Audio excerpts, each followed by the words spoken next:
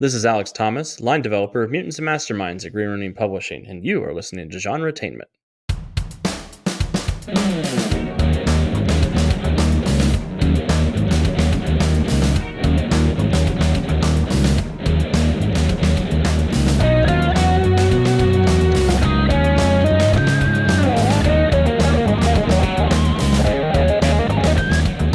You're listening to Genretainment. And here are your hosts, Marks and Julie. Hi everyone, welcome to Genretainment. This is your co-host Marks, joined as always with co-host Julie. Genretainment is where we talk about what's happening in the world of books, film, TV, and tabletop role-playing games. We give you interviews with writers, game designers, directors, producers, and actors in both independent and not-so-independent creations.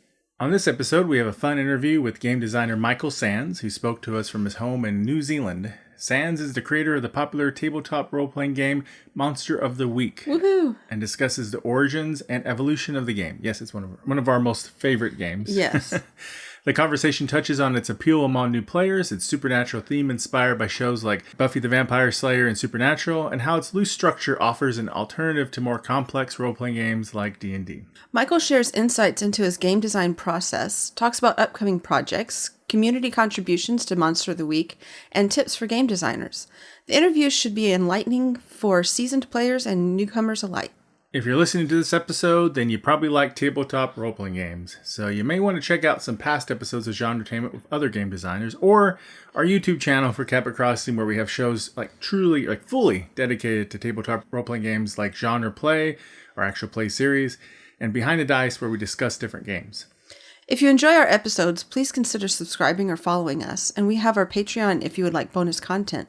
Links are in the show description. Now let's get to our interview with game designer Michael Sands. Hi, Michael. Welcome to the show. Hi. Thanks for having me on board. Well, thanks so much for being here. Monster of the Week is one of our favorite tabletop role-playing games. It's my absolute favorite one. So we're both really excited to get to talk to you, the creator of the game. We introduced our niece, I guess technically our nephew too, but definitely our niece to role-playing games with Monster of the Week. Oh, nice. Yeah. And what's funny is they wanted to play D&D because, everybody wants to play D&D. And she's sort of gone, I kind of like Monster of the Week better. Yeah. After a couple times with D&D and getting a little frustrated with the math, and then she wants to jump in. She goes, "Can I move? No, it's not your move yet." Oh. Yeah. But it would make sense for me to go right now. I know it would. Can't. Yeah, I think for new players in particular, like the D&D is so structured and complicated that like things where it's a bit more loose and you can do more what you want are easier to get into. Yeah. Yes, it is. Whereas the rest of us who've been kind of playing role-playing games so long and D&D a lot, it's less of a big step. Yeah. Yeah. Before we talk too much about Monster of the Week, let's talk a little more about you. Let's talk a little bit about your history a little bit with gaming. And what we've heard or read somewhere, you've been playing RPGs since like 1979, 1980, something like that. So you can tell us a little bit about your journey as a player, first rolling those dice and eventually becoming a game designer yourself. Well, yeah, so when I first played D&D with my neighbors, I kind of immediately latched onto it as like this was the kind of game I hadn't realized I'd been looking for, but had been wanting. Just that combination of kind of it being a fun game you can play and the capacity to kind of imagine wider worlds and kind of bring all the like science fiction and fantasy stories that I like reading and play in that sort of world. Pretty early, I got into other games as well as D&D. Like I got a copy of Traveller and Mercenaries, Spies and Private Eyes and a few of those other early games. I think we played some Tunnels and Trolls, So I've kind of didn't do the thing of like just playing D&D for years and years and years that I think a lot of people do. And also because in New Zealand, we're a long way away, it often took a long time for games to get to the shops here, if they did at all, and they're expensive. So I think that kind of encouraged more people, including myself, to kind of like do our own thing and homebrew stuff and write our own material. And that kind of, for me, that just kind of naturally grew into like full game design over my teenage and years and into my 20s. You know, I was never just playing the games I bought in the shop. It was always kind of doing my own thing as well. Nice. Yeah. I imagine because when I started gaming, Star Wars was the first game I played. And so I played Star Wars, and then I picked up a few other little things here and there. Actually, I started homebrewing stuff at first, not really truly understanding role-playing rules, honestly. But we had fun. Yeah. No, it was the same with me. It's just trying stuff out, without really knowing what was going on. And it was, back in the day, it was a lot. I would imagine, I was in the U.S. and it was very hard to get game books and stuff. So so much easier now. The new generations don't know how good they got it. These young whippersnappers. Definitely. All right, we just aged our show. Now all the young people process. Yeah. Come back. All right, go ahead, Julie. What were you gonna say? Oh, I was just going to ask him if he could explain to the audience who might not have played Monster of the Week. Maybe he can kind of describe what the game is. We've been talking about it, but Sure. Oh yeah. but it would be great to hear it from the lips of the creator. Yes. Okay, so Monster of the Week is a role-playing game in which you can play out your supernatural, Buffy, X-Files, monster hunting adventures. That's the short pitch for it. It's powered by the Apocalypse game, which means it's based on the Baker's Apocalypse World, which is also a really great game that you should try out if you want to do a bit more of a Mad Max style thing. So it's very much exactly what it says on the tin, Monster of the Week. It's monster hunting and, like I said, style of shows like Supernatural and Buffy, all those kind of monster hunting classic Monster of the Week shows. Yeah, you're talking about we're huge fans of X-Files, Buffy, Angel, and Supernatural. That's there, yeah. So, Yeah. so it was right up our alley. Natural victims of Monster of the Week. Why don't you explain how you went from starting to do game design and playing around with that to making Monster of the Week itself? Okay. So in the mid to late 90s, I started going to local conventions, and particularly there's one in Wellington that runs every year called CapCon, as well as kind of exposing me to different player groups and different games with all the different things I got to try there. That conventions always had quite a strong kind of homebrew and do your own thing kind of vibe. There were always people bringing in their own little games they'd kind of come up with themselves, or adventures they'd come up with themselves to play. So that was one encouragement of kind of doing my own thing. Mm-hmm. As well as that, at that time, more into the 2000s, there was kind of the growing internet community of role-playing discussions, theory talk, and design talk, and also the growing ability to kind of publish stuff independently, right? Because in the 90s, if you wanted to publish a role-playing game, you had to get thousands and thousands of dollars and order an offset print run, and then deal with having 1,000 books in your garage or whatever. Yeah. As the kind of 2000s grew on and we got to the point where we could distribute stuff as websites or PDFs, and later on print on demand, that kind of opened it up to kind of anyone to jump in if they felt like it. And I was kind of, watching all these things happen in the internet and just kind of messing around with my own designs all through that time. I think Monster of the Week, I know exactly when that idea came, because it was when I started watching Supernatural. I was like, I wish there was a role-playing game that did this, but all the monster hunting games didn't quite. So I spent a while just figuring out how to kind of capture that vibe, which was about 5 years of work, I think, until it was finally released. Yeah. Nice. So which is your favorite Winchester brother? Because that's really important. Which one's the coolest? I think it's Dean. It's got to be. Yes. Thank you. He's definitely the better brother. Yeah. But in terms of the journey, I think it really was lots of messing around with game designs. I got involved in the Game Chef competition that was run via places like Story Games back then, which is kind of like what itch game jams are now. Oh, That sort of idea. So I like put together a few like half-assed games for those, and just lots of practicing and trying stuff out and seeing what worked. Was it powered by Apocalypse at first, or did you play with some other? No, it wasn't. Okay. No, I started writing it long before Apocalypse World came out. Oh, really? What happened is when Apocalypse World did come out, me and a couple of friends grabbed the like very first pre-release version of it and tried it out, and we had a great time. But also, I realized that what Baker was doing in those rules was quite close to what I was trying to do in Monster of the Week. And he'd kind of clarified some ideas that I hadn't figured out the answers to at that point. So it felt natural to redo it in that kind of frame. Okay, cool. Is there any ideas in the rules and earlier versions of it that you brought over into Powered by? Yeah. The idea of weaknesses was always there for monsters like that, which is that you can't kill the monster until you know its true weakness. So that was always there. And the idea of luck as a kind of saving yourself in the last moment resource that steadily runs out was there for quite a long time as well.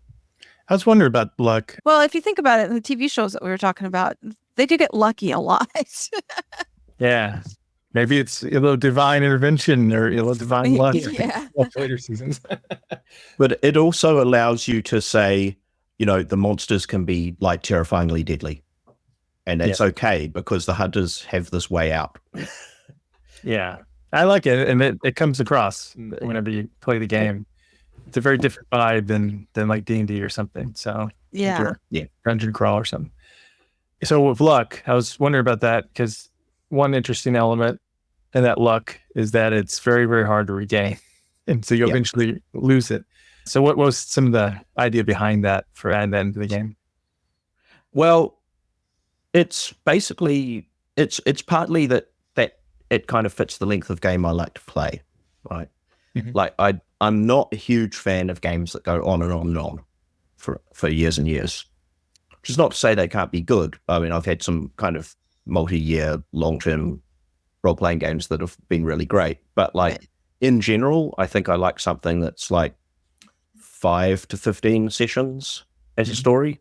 I agree. And so that the way luck kind of is used up in Monster of the Week basically gives you that, well, we're going to run out of the ability to carry on with these characters. And I mean, there are ways to get around it. You can always bring in a new character and retire the old one, and I mean, lots of people do this, though. They just come up with a way to bring luck back, which is fine because, everyone's game's their game, so do what you want with it. I quite like the idea too of thinking of it as seasons. So you could like play a Monster Week game, have a big final confrontation, then maybe take a pause and come back as a new season, and maybe you give some people some luck back for that to represent that they've kind of had a chance to build up a bit of credit with the universe again. I like that. That's good. So Monster of the Week, as you said, got picked up. I don't remember if you actually said Evil Hat or not, but it did get picked up by Evil Hat. How did that come about? Well, I first published it, crowdfunded it, and self-published it, so it was available direct from me or as print on demand. And Fred Hicks at Evil Hat Productions just got involved in a game of it with his regular group, I think, and really enjoyed it. So he got in touch with me to see if they could pick it up and get it into wider distribution, basically, and kind of just support it and help get it to more people. That's awesome. Yeah. That's really good. Evil Hat's a great company. They do Fate. They are. And other stuff. But I mean, after working with them for 10 years now with Monster of the Week stuff, they're great people to interact with and work with too. Like, they're really supportive of Monster of the Week and just great people all around. was good. A lot of times a GM in a Powered by Apocalypse game might be called an MC or Master Ceremony. In your game, they're called It's Keeper, called Keep. Yeah. which is similar to Call of Cthulhu. Is there a Call of Cthulhu vibe influence from that? Yeah. Oh, Yeah. good. I We've been think- playing Call I of Cthulhu. Yeah, I think I've even got a note in the book about that. It's in Monster of the Week, you're the keeper of monster and mysteries. I think in Call of Cthulhu, you are the keeper of secrets, which is a bit of a different vibe. But no, I was definitely intentionally referring to that. I'm a fan of not calling the game master the game master. I think it's a bit bland, and it's usually inaccurate to describe how you're playing a game in that role. Yeah.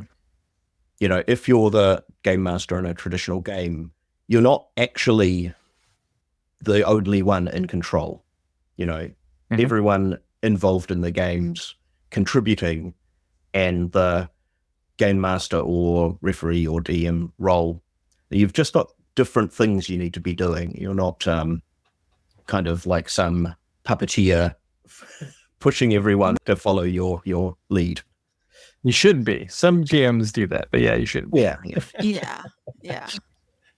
But yeah, that's why I like different names for that. I like something that kind of specifies what you're doing in this game. Yeah, I always like to do that.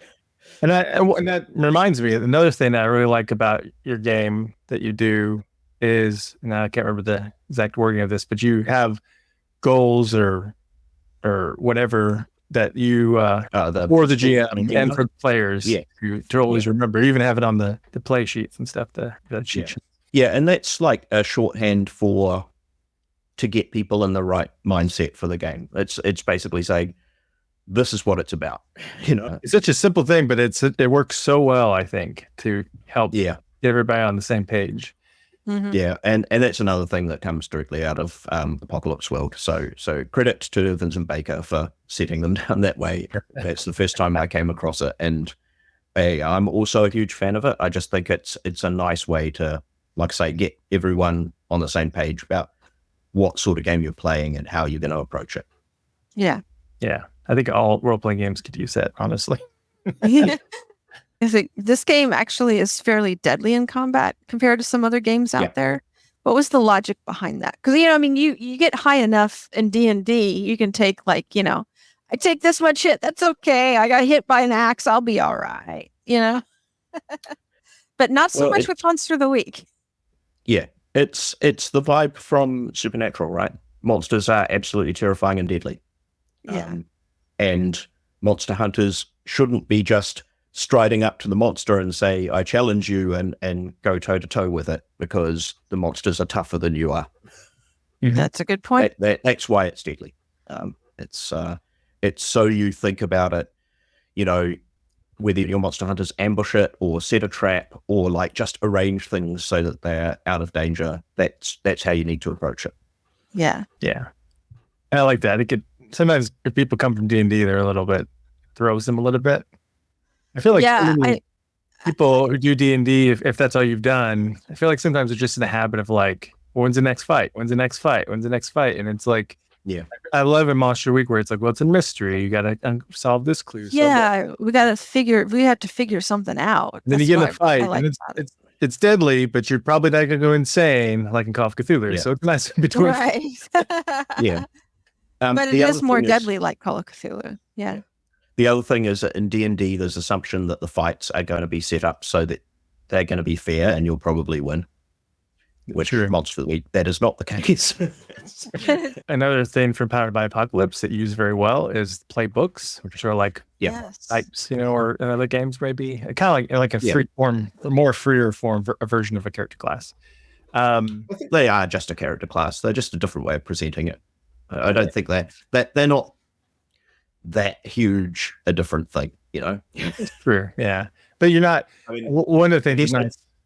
Go ahead. They build in a bit of the character's story or potential story, and I think that's something that you don't get so much in something like D&D, where it's more about your abilities, or like a game like RuneQuest, where your class is more like just your profession and what your place in the community is.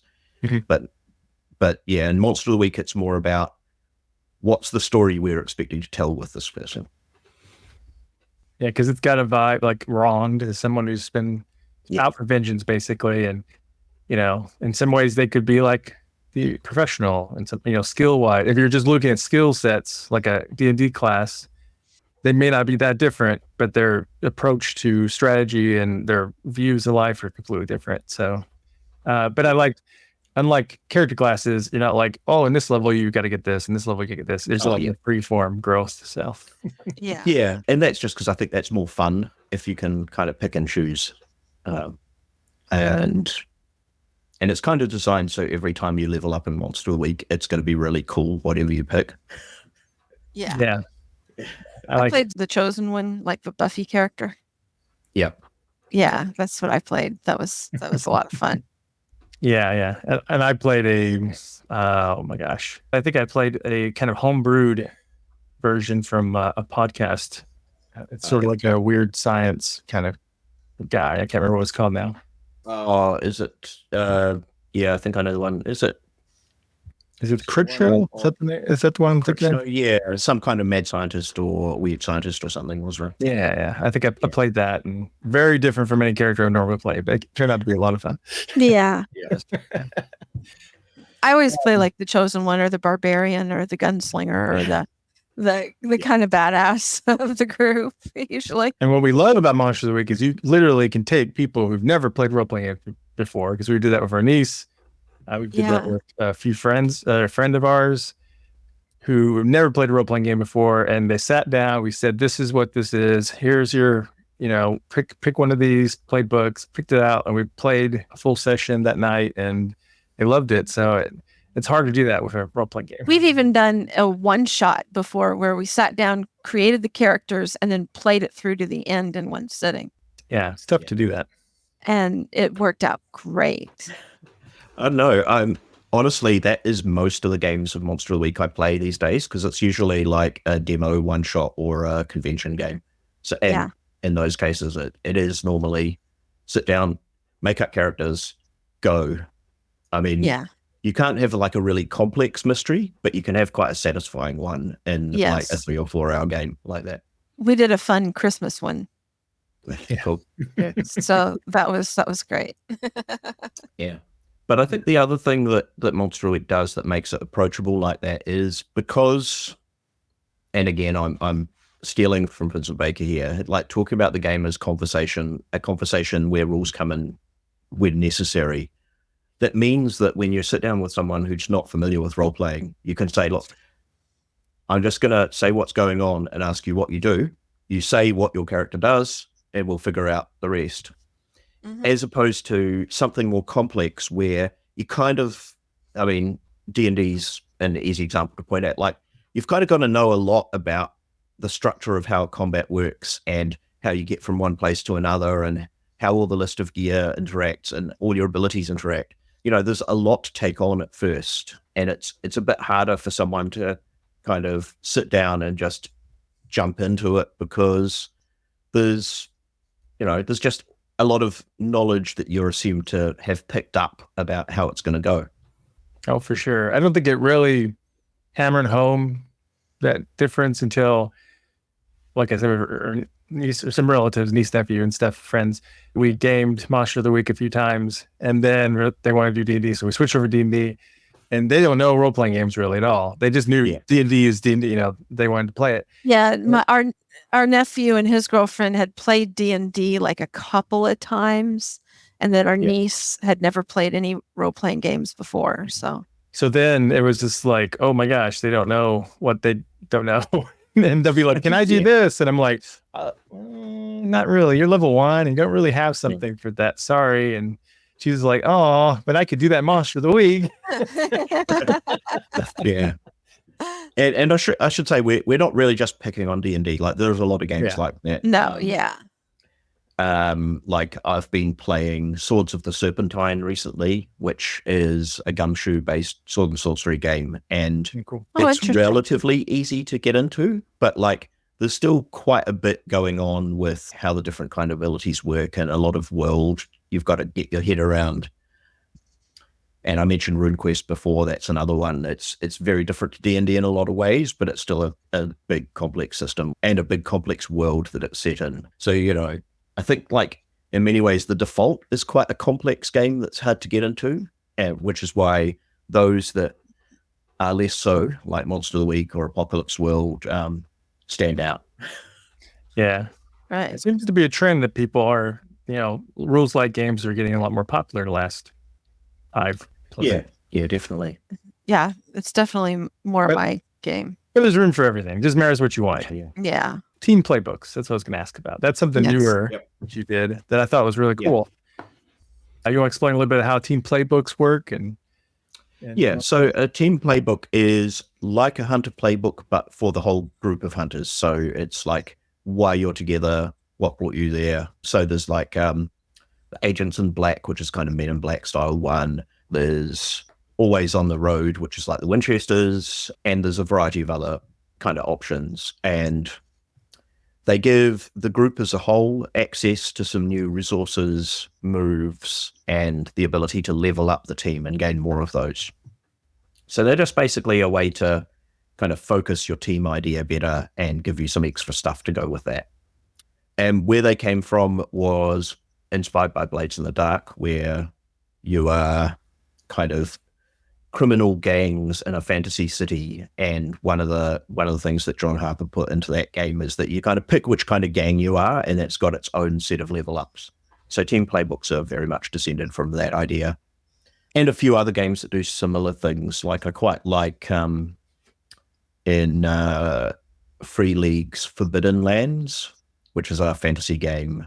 One of the things you do is your group's kind of expected to find a spot that's been abandoned, move in there and start upgrading it as a base of operations. So I like that kind of building up your base or building up your kind of team skills, all that sort of thing. It's really neat.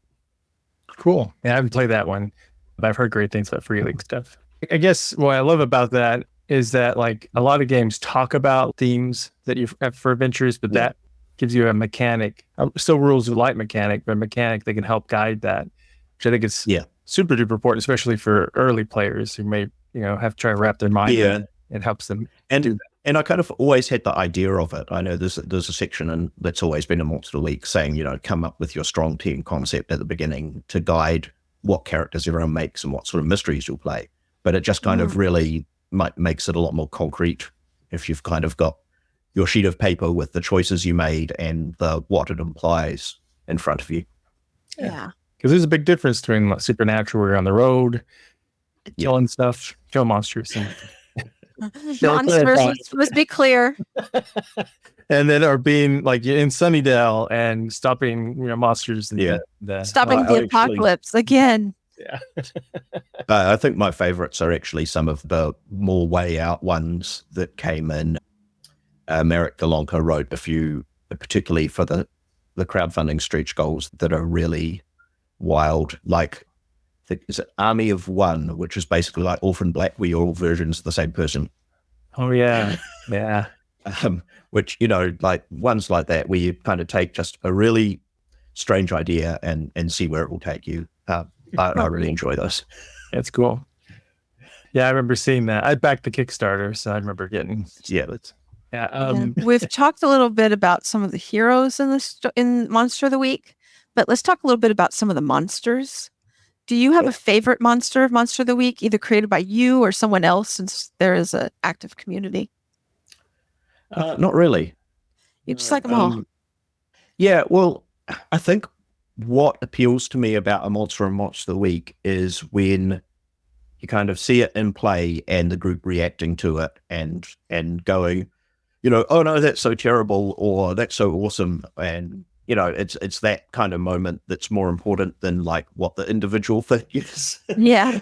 It could be a vampire or a ghost or some weird thing that you've come up with on your own, but it's when it gets into play and people appreciate it, that is the moment that matters for me.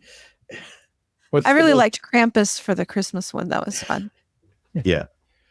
Along that line, what was the most deadly monster encounter you've ever, as a keeper, had? Perhaps that one maybe. Oh, I've I'm not at all afraid to put in monsters that are essentially unkillable. Oh no. You know, like if I'm going to put a dragon in a Monster Elite game, it's probably going to have like 25 health and do like 5 harm damage. Oh no. For those of you who are not familiar with the game, that basically means anyone who goes against that's doomed immediately. Right. One hit and you're gone. Yeah. But the point is that, you know, like I say, Monster Weeks, monsters aren't fair fights. So there's no need to set them to what hunters can cope with. You set them to what this monster should be like. Yeah. And that might be easy to defeat, or it might be near impossible. Of course, when you've got a monster that tough, like when you decide the weakness, which is the way that the hunters can finally defeat it, there'll be a way to do it. Like for that dragon, maybe there's like a special ritual that the hunters have to do, and they've got to collect all the bits and pieces they need and survive the ritual, and that will put that dragon to sleep. So they don't actually have to fight it. They've just got to stop it. Right. Well, that's what I love, the mystery aspect of it so much. It's a very supernatural thing, at least in the early seasons. It was very much like, I don't know what this monster is. What's it weak to? How do we fight it? Stuff. So, yeah. And just to help people kind of get a balancing thing there, I think like your normal players, I can't remember, 6 or 7 health boxes or harm boxes they get. Yeah, 7. Yeah. And I think if you get like 3, you get bloodied? No, I can't remember the term. Unstable, yeah. Unstable. Playing too many games. So that dragon's super deadly. Yeah. And like the whole way the harm system's set up is basically so a hunter can like probably cope with being hit once or twice by a monster, but more than that, and you're in real trouble. Mm-hmm. Yeah. Yeah. And it plays out well. And I love the no initiative. That was the first game I ever did that rule. I love it. Yeah, and I was so like nervous about it. Like, oh, how's that going to work? That's going to be so crazy. And we did the first session, and after I was done, I was like, oh yeah, we didn't do initiative. Not even noticed it missing. We didn't miss it. I mean, everything happened organically. Yeah. Yeah. And I think that's why it can work, is if you make sure everyone's got a good idea of what's happening in your scene and communicate well about each action, then it is quite natural to go, oh, well, this hunter's done that. Now this monster's going to respond by doing this. Now this other hunter can jump in. You know, it does require, like I say, a bit of communication, make sure everyone kind of knows where they are in relation to each other and what the scene is, you know, what kind of room you're in or junk is around in the way. But I think if everyone gets there, you can make it work without having to have everyone count down a list of who goes first and which one. Yes. Yeah, I know. That's what I'm always like, we're trying to do that. And yeah. Yeah. And someone in the group goes, I got a great idea. I can do this. And everyone else is like, good, do it. It's like, I can't yet. Yeah. And once per week, you can just go ahead and do it. But I think that looser format, I know there's newer games like Daggerheart and stuff like that are playing around with trying to find a balance there, because they got a lot of backlash because they had a very loose, like Powered by the Apocalypse. And then people are like, no, it's crazy. And then they try to change around. But I think it plays, one of the nice benefits of it that doesn't always happen in D&D or a game like that, or a lot of games that have initiative orders, is that it allows collaboration more with the players, I feel. They're more likely to help each other out and do certain things and coordinate, and they're less likely to have people tune out while they're waiting for the turn, kind of deal. Yeah. Yes. We've played games where people are on their phones until it's their turn, you know, playing D&D, you know. Yeah. And I'll be like, I'm sneaking up to the door and I'm going to pick the lock. And then it's their turn. Like, all right, I rush and smash open the door. I'm like, okay. Just kicked the damn lock. I'm trying to stealth in here. I was going to say that's the other thing, is like, if you're like, oh, well, I'm going to be going like 8th, you'll be, what should I do when it gets to my turn? Rather than paying attention to everything else that's going on. Yeah. Yep. Whereas with Monster Week and similar games, I feel like everybody's invested in it. I pump up some music to get the mood, and then they're like, "Oh wow, let's do this and do that," and it feels more like a nice flow of action and stuff. And I will A lot say of that collaboration. it's partly to that Monster Week's designed for a smaller group than D&D, because I think Yeah. completely freeform initiative works really well if there's like 4 or 5 people around the table, but if it's like 8 or 9 people, That's true. then it will get messy. true, That's a Very good true. point. I tried to avoid playing with that version.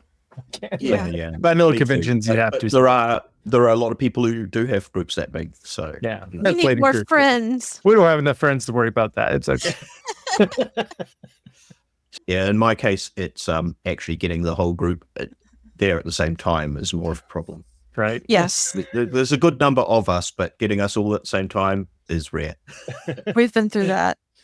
And one thing I've noticed is there's a lot of Monster of the Week mysteries out there written by other people and stuff in the community. How's that work? Do they ask for permission? Is there some open agreement out there? I've got a policy on my website, which is genericgames.co.nz. If you search there for third-party policy, and basically the third-party policy says if you want to make stuff that's compatible with Monster of the Week, like new mysteries or things like that, you can. I've never felt that writing a game means other people shouldn't get to play in that. So yeah, it's basically, as far as I'm concerned, go ahead. I think what I do say is, I can't remember the exact wording, but it's essentially like, if you're going to be like copying and pasting a bunch of stuff, you need to get my permission. Like creating a whole new game, which is taking a lot of my text and remixing it. That I would want to have a say on. But if it's just making stuff that people can use in their Monster of the Week games, new playbooks, new mysteries, that's fine. Cool. I think that's cool that you do that. I've seen some cool Yeah. ones out there. Yeah, well, I mean, honestly, I feel like that's the nature of the hobby. And I know there have been publishers who try and control everything about their game and not let unauthorized stuff come out. But I mean, inevitably people are going to do their own thing in the home game anyway. Yeah. They got homebrew stuff. So. Yeah. And so why stop them distributing it publicly? Yeah. I think it's good. It's like people making mods for video games. Yeah, exactly. Yeah. And it doesn't hurt the main game. It only helps build. No, it helps. Interesting. I mean, the fact that there's kind of a community of people making stuff, it shows that it's healthy. Yeah. Yeah. It's awesome.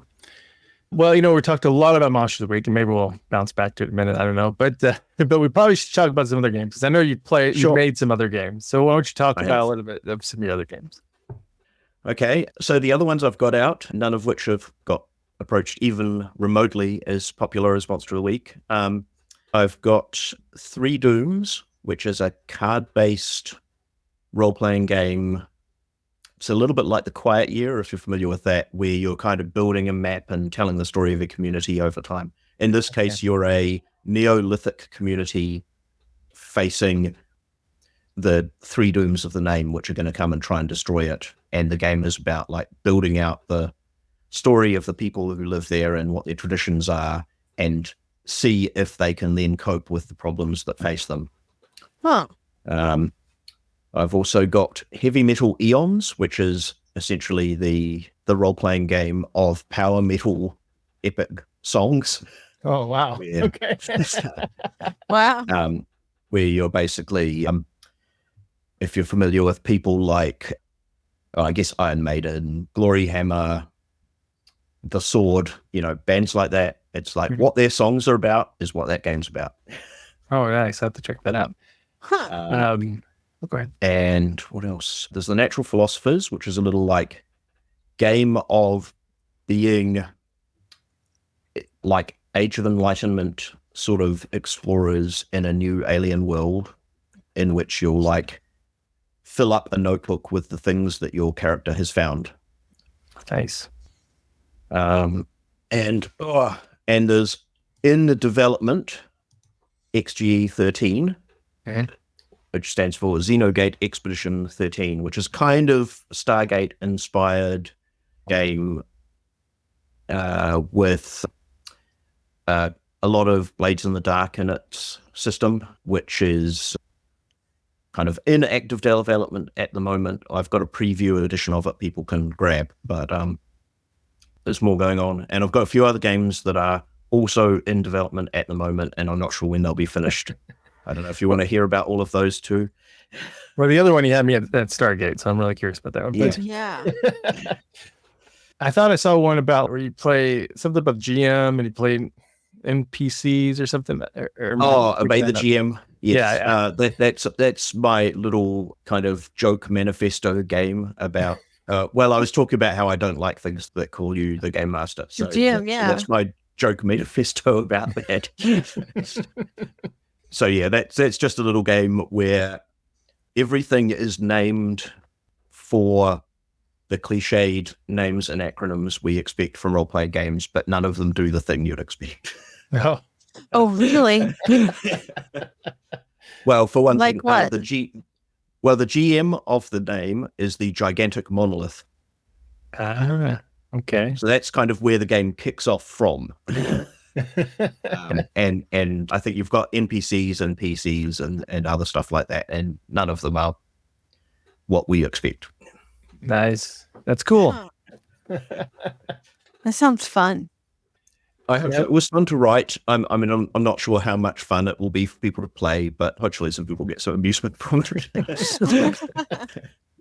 Safe to say that's one that people who are more familiar with role-playing games will get more of a kick out of it. Definitely. Yeah. Is there any other games you want to give a shout out to? As in mine, or Yeah, it's yours. Yeah. well, the other ones I'm working on, which it seems like is an eternal problem for me, is Glorious, which is naval Napoleonic adventure along the lines of Patrick O'Brien's Aubrey series and Hornblower and things like that. Mm-hmm. Cool. And I've got like 3/4 of an idea for a game which doesn't have a name yet, which will be riffing off Ian M. Banks's Culture novels. So super high-tech space opera where you're kind of in a utopian society, but you're going out to mess with the people around you who might be threatening it. Cool. Plus a bunch of Monster of the Week stuff coming up too. I don't know how I could possibly have forgotten that. What is there anything you tell us about the new What Monster of the Week stuff?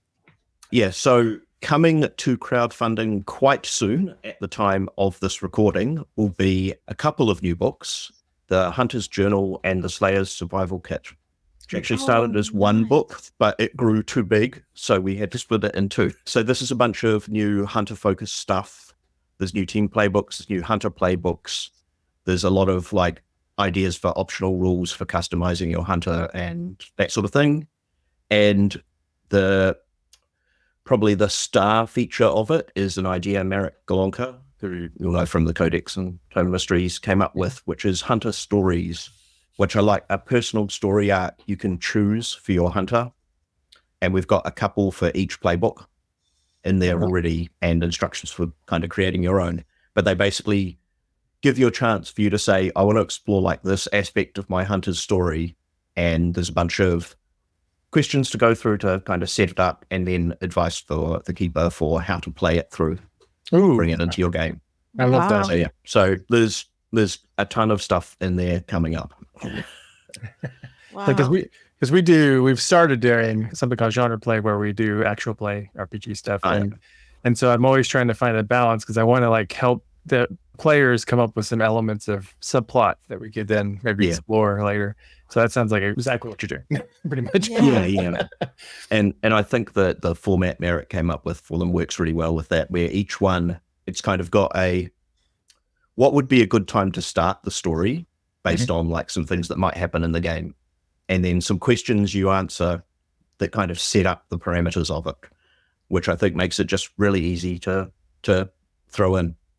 Nice. And also there's a section for resolving it, and when you decide when it's done, and you get to make a choice about how that affects your hunter in the future after that.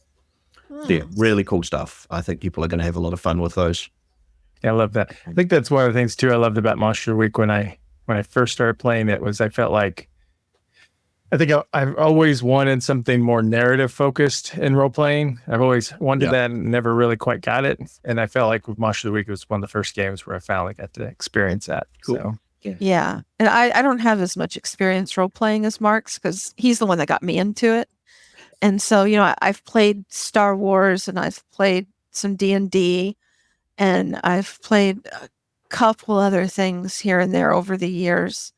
And then once we played Monster of the Week, I was like, I finally found a game that I feel like this is my game. It's more narrative and it's more free form, and that I don't do as well with more rigid rules and all that stuff. So yeah. And I mean, it's the same with me, and Monster of the Week's kind of built to support that, with that idea of playing to find out, where you don't plan what's going to happen. You plan like what is going on and see how the hunters interact with it to determine what scenes you'll play. But also the idea that the hunter playbooks, like, they're not just a list of skills. They are also saying you're going to have this sort of story, rather than just you can do these things. Right. Yeah. But I think that's a strength of the game for sure, because it gives people a vibe. People don't want to learn a bunch of rules, but they like a vibe for a game. So. And I think the vibes, honestly, as a game designer, I feel like the most important thing you put into a role-playing game rulebook is like giving people that vibe of how to play it and what you're getting from it. I know a lot of people focus on the maths of the rules and things like that, but for me, it's more the describing what gameplay is going to be like, so that people can say, oh yeah, that's the kind of story I want to play. I'm going to do this one. And to support keeping that feel going through play. Right. I think it's great. It's very important too, if all you come from is something like D&D or some other major game. I think if you don't have that, then they'll just try to play D&D with those rules, basically. Yeah. And they won't be happy. They won't enjoy it because it's not built that way. So Yeah. Actually, I was just reminded of a really good example of that, which is from another free lead game, which is the Alien role-playing game, which I played a bunch of recently, and I really like that one. But in the advice for play of that game, it says, go ahead and quote the movies and put in callbacks to them, because that's what we're doing. And I think it's genius, because, I mean, if you're playing the Alien role-playing game, that is kind of what you're doing. You're right? Why otherwise? Why play that game, those films and you want to play that? Of course, you want to quote the films. Yeah, that's true. Well, you do a good job too. Whenever you have examples for each of the playbooks and you're mentioning characters like Sam, Dean, or Buffy or whatever. So I think that's great, because it's like, oh yeah, I understand now. So Yeah. Well, like I say, it's kind of making sure people are on the right page. So like everything you can put in that helps people, like, say, what does this concept relate to? Everything that can point people in the right direction for that. Which isn't even to say there's one right direction, but if you can point them in the general area you're aiming at, that it all helps build up that, like I say, the vibe of the gameplay you're going for. Yeah. So do you have any tips that you would like to share with other game designers out there, or wannabe game designers? And do you especially have any for those who might want to use Powered by the Apocalypse rules? That's a big set of questions. Sorry. I can break it down. It's okay. No. What I'll do is I'll focus on people who are like thinking I'd like to get into designing a role-playing game. So, because I feel like I've got a good handle on and some good advice for that. So the first one is, yes, you can do it. And it's really easy to get it out there. It's a bit harder to get people to kind of read it and play it and give you feedback, but it's also possible. There are platforms like TTRPG and itch.io will allow you to kind of publish, as long as you can make a PDF, which anyone with a computer can do these days. So yeah, it's quite doable. And there are a lot of people making small games. Like, role-playing games don't have to be a big, giant hardback book. There are one-page role-playing games that work just fine. So you don't have to be aiming huge either. In terms of actually doing design, my process, which probably doesn't work for everyone, but this is what works for me, is if I've got an idea, I will write down a bunch of notes that are like the minimum possible rules I think I can get away with playing it, which might be like what dice people roll or some idea for what stats they have or what skills there'll be in the game and the concept. And I'll try that out. And this is like usually a few pages of scrawls in a notebook. Try that out, see what worked. And then if it seemed to have a core of something that was right in there, you like do a new version, try that out. It's very much a iterative kind of try stuff, see what worked, see what didn't, and just keep kind of polishing it from there. Which, depending on the size of the game and how close you were to the correct ideas at the beginning, it could be a long process or a short one. That's how I approach it. Powered by the Apocalypse, using that, I don't think there's any particular tricks I can point people at, but it's a nice shorthand to start with a framework like Powered by the Apocalypse or Blades in the Dark or Cortex or any of these kind of easily hackable systems, because that gives you a starting point that you can build off. Cool. Sorry, you were going to say? Oh, those iterations, do you play test a little bit to get feedback from people, or how do you sometimes do that? When possible. Sometimes it'll be like running through things solo, like particularly if it's a more mechanistic system. I was talking about my game Glorious, the Napoleonic Adventure one. Like I did a lot of the playtesting of the battle rules for that solo, because a lot of it was just like the numbers and dice and how they interacted, and I didn't really need a whole group there role-playing what their characters did, because I can do a shorthand for how they interact with it.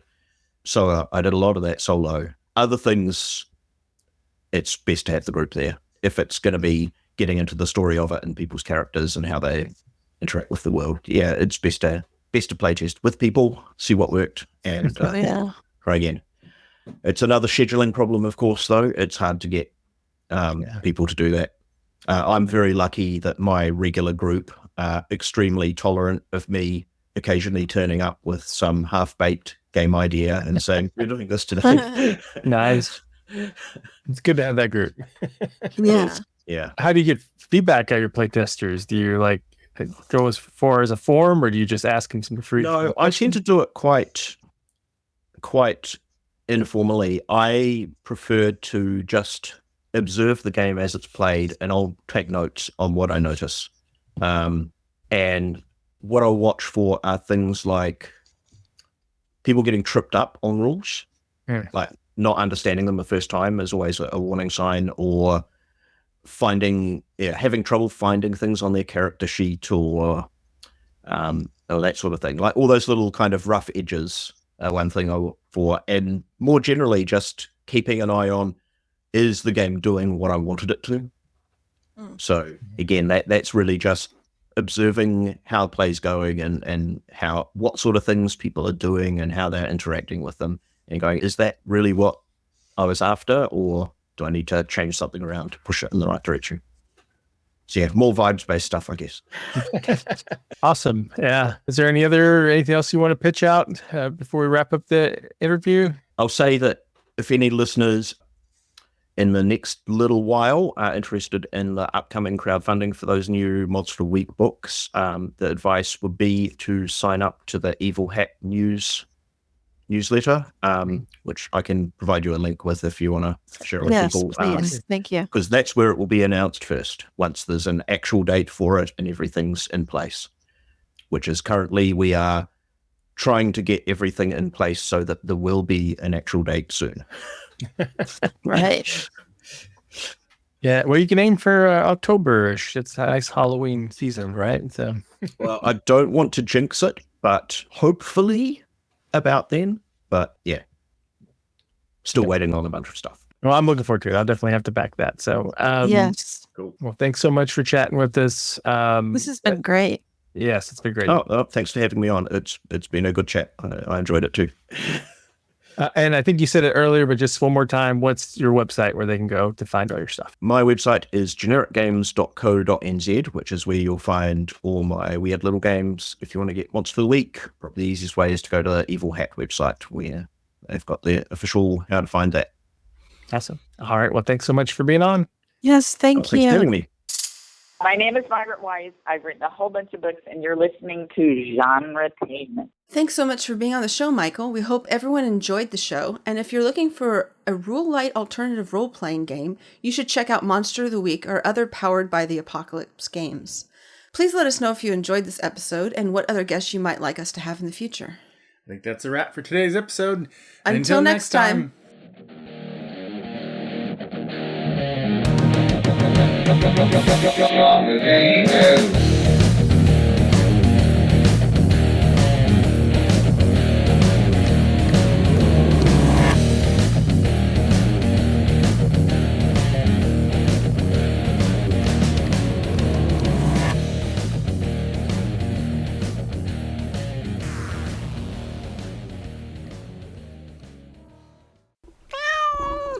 Bad monkey.